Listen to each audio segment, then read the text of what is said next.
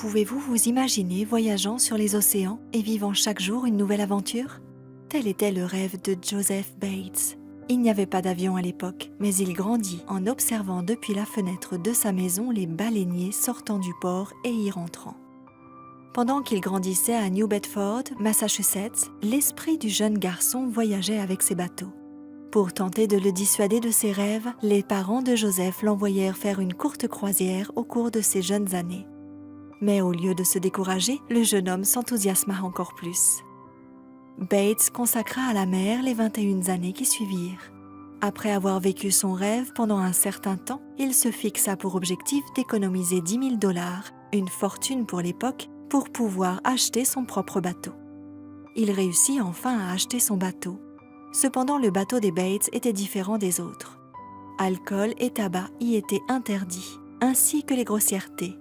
Au cours d'un de ses voyages, il découvrit dans ses bagages une Bible que son épouse y avait placée. En la lisant, son cœur fut touché par l'amour de Jésus.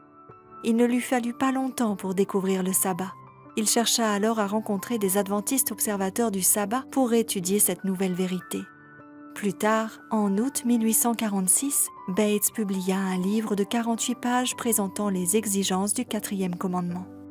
Après avoir pris sa retraite, Bates investit son énergie et sa fortune à prêcher le proche avènement de Jésus et le sabbat biblique.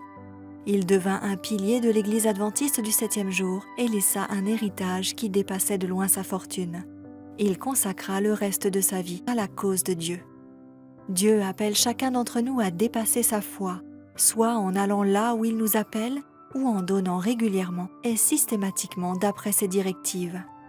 Outre rendre à Dieu la dîme qui lui est due, donner inclut d'écouter sa voix lorsqu'il nous appelle à faire alliance avec lui en apportant des offrandes régulières et systématiques que nous appelons offrandes de promesses. Les promesses de Dieu suivent toujours ceux qui le craignent et le mettent à la première place. Faites-vous donc à vous-même ce défi. Demandez à Dieu, quel pourcentage de mes revenus désires-tu que je donne régulièrement comme offrande de promesse? Puis écoutez sa réponse. Mettre vos désirs à la dernière place et dire oui à Dieu est la seule manière de dépasser votre foi et de mettre Dieu à la première place.